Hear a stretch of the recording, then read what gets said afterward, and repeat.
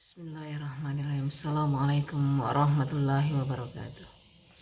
Alhamdulillah wa syukrillah wa la ilaha illallah. Allahu akbar. Allahumma salli ala Muhammad wa ala alihi wa ashabihi ajma'in. Alhamdulillah, kita panjatkan kepada Allah Subhanahu wa taala karena kita dapat bertemu pada kesempatan ini dalam keadaan sehat walafiat. Pada kesempatan ini Ibu akan menyampaikan materi yang bertema beriman kepada akhir-akhir menyebabkan atau bisa mengakhiri kebiasaan buruk. Ya. Perlu kalian ketahui bahwa kehidupan di dunia ini semuanya adalah sementara dan sebentar. Kehidupan kita manusia, kehidupan makhluk hidup yang lainnya, hewan, tumbuhan, dan semuanya adalah sementara. Karena dunia ini adalah sifatnya sementara, maka jadikanlah kehidupan dunia kita ini adalah satu lahan, suatu ladang, suatu tempat untuk melakukan sesuatu. Lahan untuk bercocok tanam, lahan untuk berbuat baik. Karena apapun yang kita tanam, maka itulah yang akan kita panen. Ya. Bisa kalian lihat, kalau seorang petani itu menanam padi, maka kelak dia akan memanen padi. Kalau dia menanam jagung, kelak dia juga akan memanen jagung. Demikian halnya yang lainnya. Ya. Jadi kalau kita dalam kehidupan di dunia ini menanam suatu kebaikan, maka insya Allah di akhirat akan memanen pahala. Kalau di dalam kehidupan kita di dunia ini senantiasa melakukan sebaliknya, melakukan kezaliman, melakukan keburukan, melakukan maksiat, dan segala macam bentuk perbuatan yang itu dilarang dalam agama, maka kelak akan pun kita terima akibatnya. Oleh karena itu maha benar, maha besar Allah dengan segala firman-Nya yang telah menjadikan dunia ini sementara dan akhirat yang kekal. Anak-anakku semua yang Ibu sayangi, oleh karena itu perlu sekali kita memahami dengan benar apa sih hari kiamat itu. Apa sih beriman kepada hari kiamat? Ya. Jadi hari kiamat itu adalah hari di mana terjadinya kehancuran alam semesta beserta isinya, termasuk langit, termasuk penghuni langit. Jadi yang ada di langit, yang ada di bumi, semuanya mengalami kehancuran pada hari kiamat. Maka itulah yang disebut dengan hari kiamat. Kenapa sering juga disebut dengan hari akhir? Karena berakhirnya kehidupan semua makhluk tanpa kecuali, baik yang ada di langit maupun yang ada di bumi, seluruhnya. Tidak ada yang tersisa satupun. Kemudian apa yang dimaksud dengan beriman kepada hari akhir atau beriman kepada hari kiamat? Meyakini dengan sepenuh hati kita bahwa hari kiamat itu pasti terjadi atas kehendak Allah. Kapan terjadinya tidak ada yang tahu. Bahkan Rasulullah SAW juga tidak diberitahu, meskipun itu dijelaskan diberitahu tanda-tanda kejadian hari kiamat itu dalam satu hadis. Ya. Sebagaimana Allah Subhanahu wa taala berfirman dalam Quran surah Al-Hajj surah ke-7 ayat 22 yang berbunyi, wa anna sa'ata atiyatan atiyatu la raiba fiha, ya. Sesungguhnya hari kiamat itu pasti terjadi, tidak ada keraguan padanya. Wa annallaha yab'atsu man fil kubur. Dan sesungguhnya Allah itu akan membangkitkan seluruh manusia semenjak manusia pertama meninggal di dunia ini, yaitu Habil yang dibunuh oleh saudaranya sendiri Kabil, sampai manusia terakhir meninggal pada saat terjadinya, sebelum terjadinya hari kiamat, dan pada saat terjadinya hari kiamat yang mengalami yang namanya kematian. Semua akan dibangkitkan dari dalam kuburnya. Tidak ada yang tersisa satupun. Ya. Oleh karena itu, karena hari kiamat ini pasti terjadi,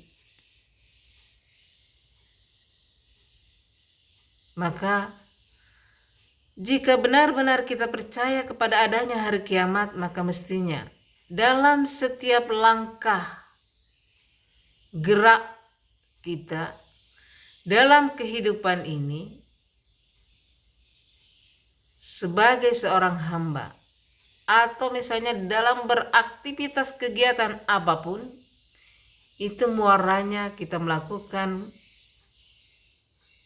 karena Allah. Karena kita yakin betul apa yang kita perbuat, meskipun sekecil sara pun, kelak dimintai pertanggungjawabannya di akhirat. Disitulah akan kita temukan keadilan yang sesungguhnya. Tidak ada manusia yang bisa luput daripada pengadilan Allah Subhanahu wa taala. Kalau di dunia ini bisa kita lihat, ya, akan banyak sekali ketidakadilan yang dilakukan oleh manusia kepada manusia yang lainnya.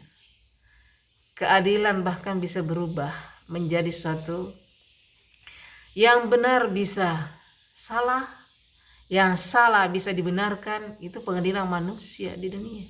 Tapi di akhirat, manusia akan menjadi saksi atas setiap perbuatan mereka. Anggota tubuh kita inilah yang akan menyaksikan bahwa kita pernah melakukan atau tidak melakukan sesuatu.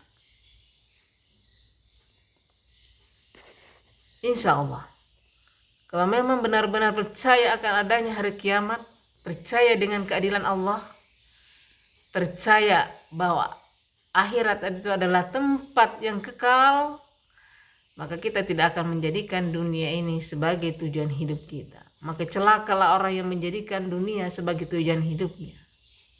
Karena dunia ini adalah hanya sementara. Ya. Oleh karena itu, selain itu kita juga harus memahami bahwa kiamat itu oleh ulama dibagi menjadi dua. Ada yang namanya kiamat kecil, disebut dengan kiamat sugro. Ada yang namanya kiamat besar, disebut dengan kiamat kubro. Kiamat kecil itu apa? Kiamat kecil itu adalah kiamat yang terjadi dalam kehidupan kita di dunia ini.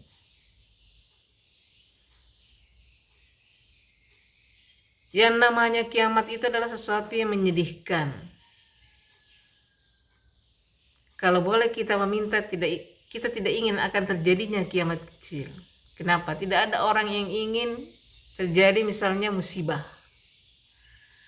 terjadi bencana alam, meninggal orang-orang yang kita sayangi, atau bahkan diri kita sekalipun.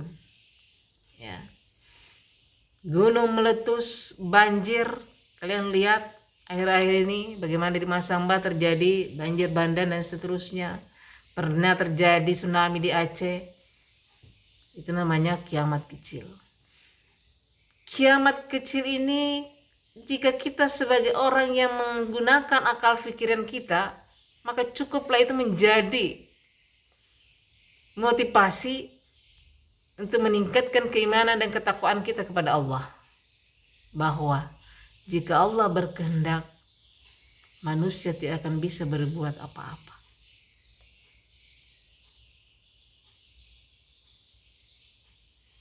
Nah, lalu belum terjadi hari kiamat besar.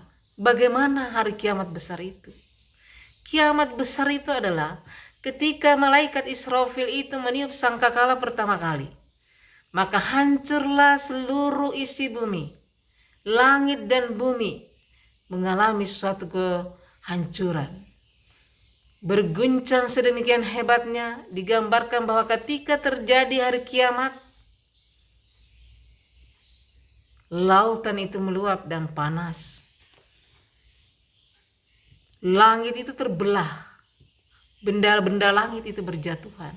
Gunung meletus, berhamburan seperti kapuk, seperti kapas. Manusia itu berterbangan seperti anak-anak. Tidak ada yang memperhatikan. Bapak tidak memperhatikan anaknya. Suami tidak memperhatikan lagi istrinya. Istri tidak memperhatikan lagi suaminya. Bahkan dikabarkan bahwa ketika terjadi kiamat, orang yang hamil pun langsung keguguran melahirkan. Dan saking dahsyatnya terjadinya hari kiamat. Itulah yang disebut dengan kiamat kubro. Kita bisa bayangkan bagaimana ketika bumi ini berguncang sedemikian hebatnya, lautan itu meluap panas, berarti itu terjadi tsunami, meluap ke laut, ke daratan. Dengan benda-benda langit itu berjatuhan. Semuanya saling berbenturan sedemikian rupa. Begitu dahsyatnya, begitu mengerikannya hari kiamat.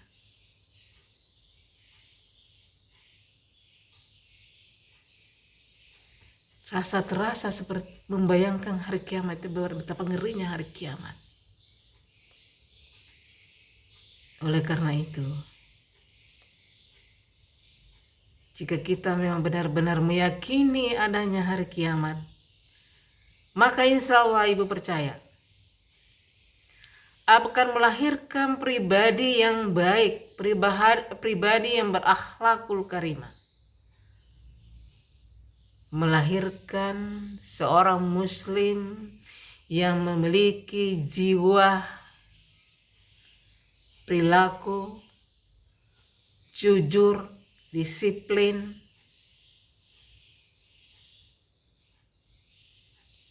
karena apapun yang kita perbuat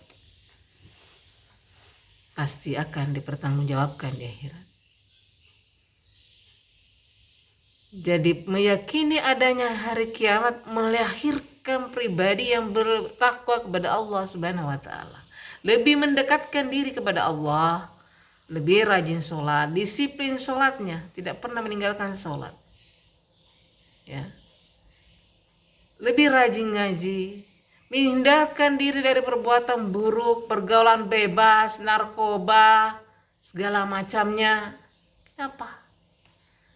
Karena itu hanyalah godaan hidup di dunia.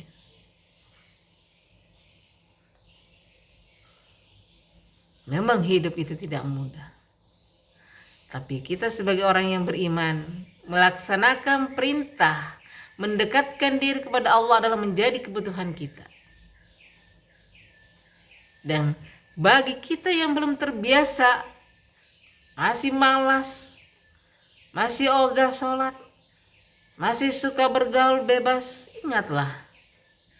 Kembali ingat, hidup di dunia ini sebentar. Hidup di dunia ini sementara. Hanya seperti musafir dalam perjalanan, mampir sebentar minum, lalu melanjutkan perjalanan yang lebih jauh, yaitu menuju akhirat. Itu yang dapat Ibu sampaikan pada kesempatan ini. Insya Allah akan kita sambung pada bagian kedua. Terima kasih, tetap semangat. Semoga kita senantiasa dirahmati, disehatkan, dijauhkan dari bala wabah, dan tetap semangat. Sekian, wabillahi taufiq wal hidayah. Wassalamualaikum warahmatullahi wabarakatuh.